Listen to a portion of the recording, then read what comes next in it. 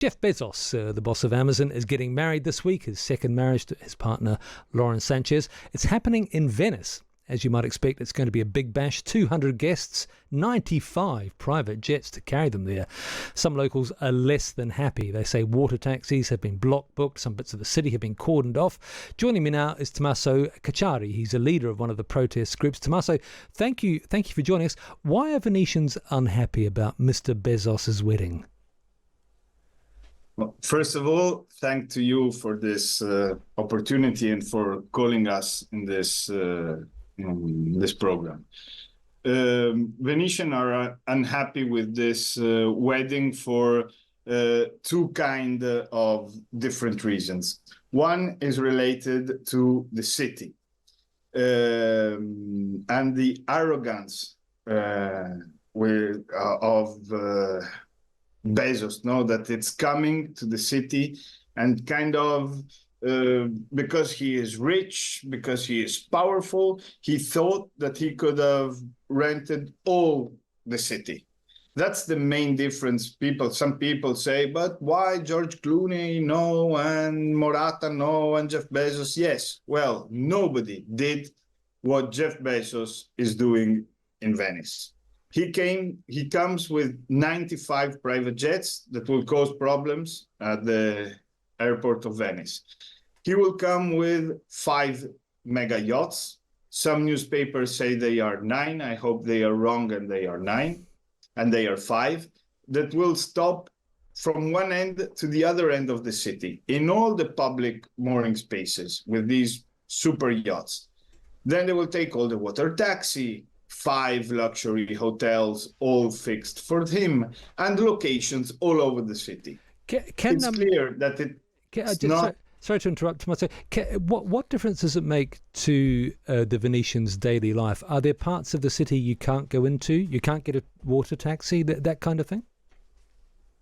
Probably yes, because the other thing that nobody knows, disinformation, nothing has been clear about this event, Nothing has been clear. Obviously, if if these yachts with these powerful people stop all around the city, all the places around these yachts will be forbidden to people to pass. All the hotels will be closed, the streets all around the hotels, the locations of the parties. Moreover, he is not getting married in Venice. He's getting married in the United States. In Venice, it's only the party, And so with this vision, like Venice, not as a city anymore. They don't see Venice as a city anymore, with the citizens, with the fragility, with her problems, with the thing, and just is the vision of a city as a big theme park. As a big theme park for rich people or not rich people. It's the same vision as Venice, not anymore as a city, but as a big theme park. Alina Travatoni is an Italian journalist in Venice. So it's the scale of this, Alina, isn't it? It's just incredible, this wedding. It is, absolutely. And it's the symbolism behind it, really, because at the end of the day, the actual number of guests, it's quite limited. It's quite contained. It's 200 people. That's very small by Italian weddings, as Italian weddings go. But, there are the types of guests that are going to be here. We're going to have the likes of Ivanka Trump in representation of her father, of President Trump. We're going to have, there's talk about Lady Gaga, Elton John. These are unconfirmed. Barbra Streisand, Queen Rania of Jordan, Kate Perry, Orlando Bloom. I mean, so many top personalities from around the world. And so it is the symbolism, it is the scale that is raising all these complaints. And, it makes for fertile ground for people to just come in and, voice their discontent over a whole series of things, including, the inequality that exists in the world, including the fact that Venice is suffering over tourism. And, this is one extreme luxury end of it, of course. Alina, I can't let you go on without you just just telling us exactly where you are, because there's the most fantastic scene playing out just behind you. So where are you right now? I'm smack bang in the historic centre of Venice, and behind me is one of the canals. I'm right next to Ca' Foscari, which is an area where the university is as well, and we're very close to St. Peter's Square, and we're actually very close to a church that is touted as one of the areas, not the actual church, because of course it's not going to be a religious wedding because both parties have been married before, but that has a closed cloister which is very, very private and not visible from any of the surrounding buildings, which is touted as one of the places the celebration will take place. Is there any indication at all that Jeff Bezos has been embarrassed in any way by the protests against this event?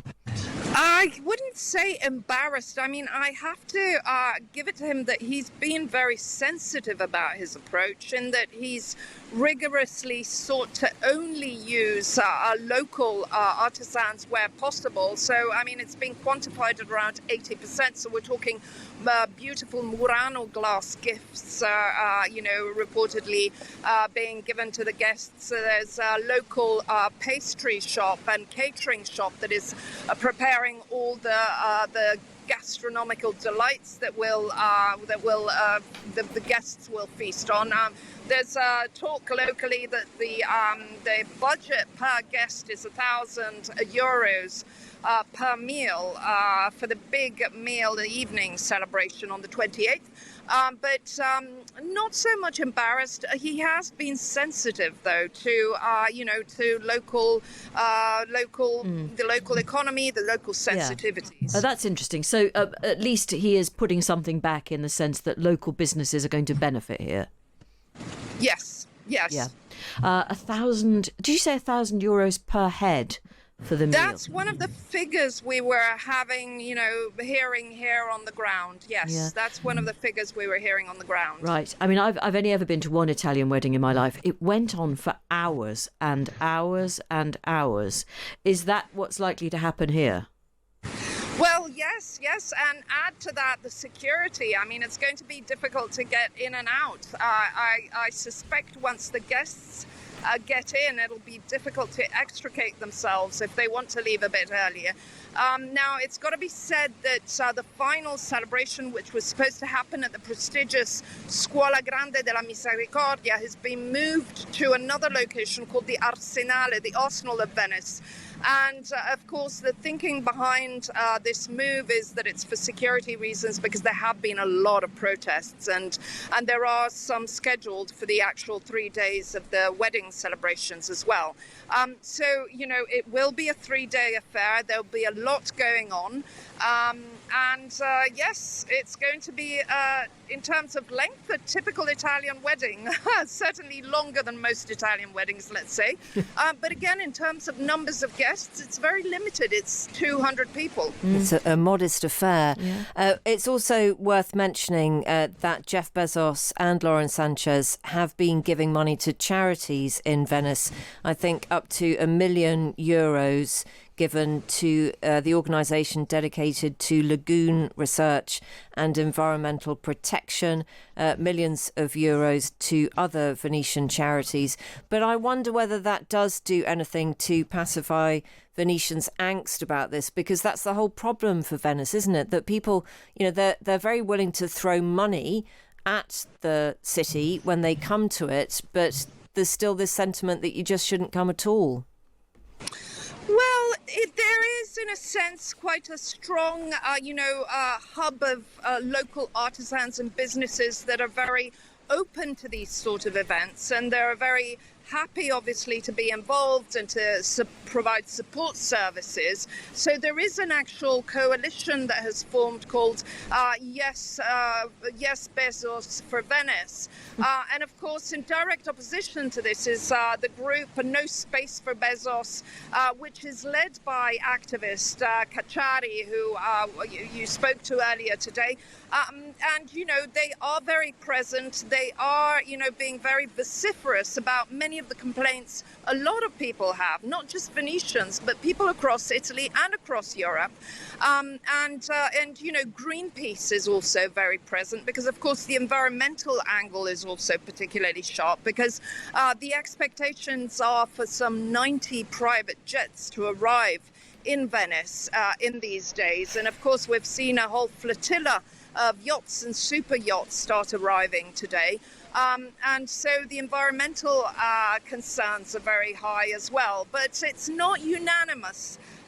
Local politicians and local businesses argue that Venice very much benefits from these high-end tourism and international events, and that perhaps the more restricted, selective luxury events are better for the city as opposed to mass tourism, which really wears it out and wears out the local residents as well. Thank you so much for giving us some time. Always good to hear from the Italian journalist Alina Travertoni, reporting there from Venice. And all she's done, I'm afraid, is encourage me to visit. I've never been to Venice. Want to go? It just looks gorgeous. Well, maybe you should thank Jeff and Lauren, because that's what's taken you there. Feet, we just have to hope it lasts. We do, don't we? But I'm sure, everything that I've ever bought on Amazon really lasted.